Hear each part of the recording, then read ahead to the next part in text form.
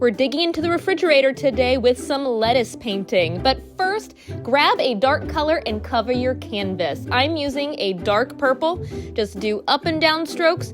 You may need to do more than one coat, and then make sure your base is completely dry.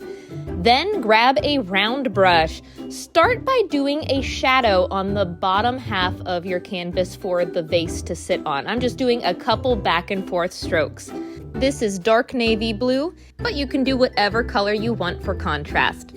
Now, taking the same round brush, grab some white paint. Let's make the bottom part of our vase. Just do a little tiny curved line on the bottom, and then you can shape it however you want. I'm doing more of a jar-shaped vase this time with a bottled neck top. So I like to curve the top edges of these, having the bottom sides a little bit taller and slanted. And then at the very top here, notice I only left about 2 inches. I did a smile, 2 little lines up, and another smile on the top of those to connect them. To fill it in, you could do a solid color, but I like to contour this a little bit. So I'm doing lines going around like stripes. Notice how the lines are straight towards the middle of the vase, and then they curve on the outside edges. Do some straight lines along that bottleneck. And then in between each of those white lines before it dries, dip into some of your background color and you can blend them. Almost looks like wavy glass or like it has a striped pattern there. Blend it however you want. I'm gonna blend along the bottleneck here too. Maybe a little purple here on the edge. And then let's add some more highlights. Go back in with some white and really make those ridges stand out. Almost looks like a wavy type of glass. I like that. We're playing today. Just have fun with it. Whatever pattern you decide though, make sure at the very top then, once you have your bottleneck, to do a little curve that goes on the top and fill that in, because that's the inside of the jar where your flowers are going to be sticking out from. Next, grab a detail brush and let's use some bright green today.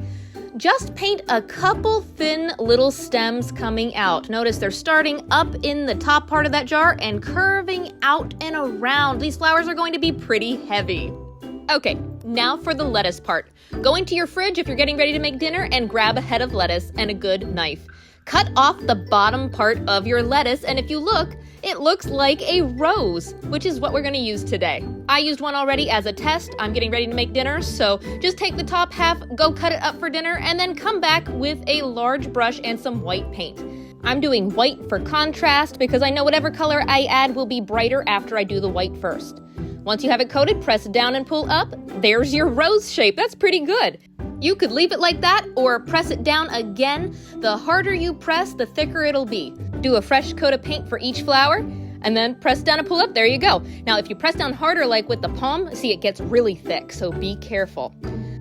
Let's do another coat. Do this one up here. Now notice on this one, I did it once, but I'm going to turn it a little bit, press down again, and it becomes more of a round flower like a carnation. So depending on the shape of your lettuce head, you can still make it a round flower if you turn it for the second press.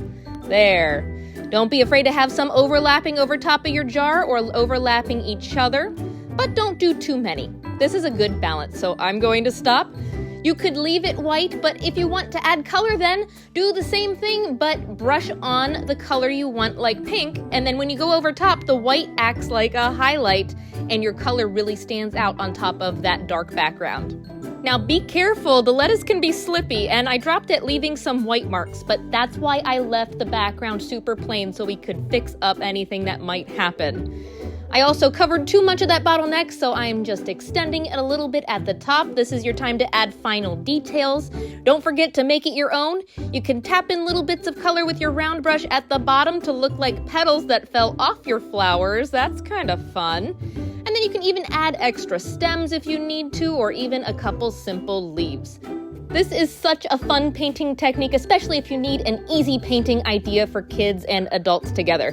So have fun, make it your own. I can't wait to see how these turn out.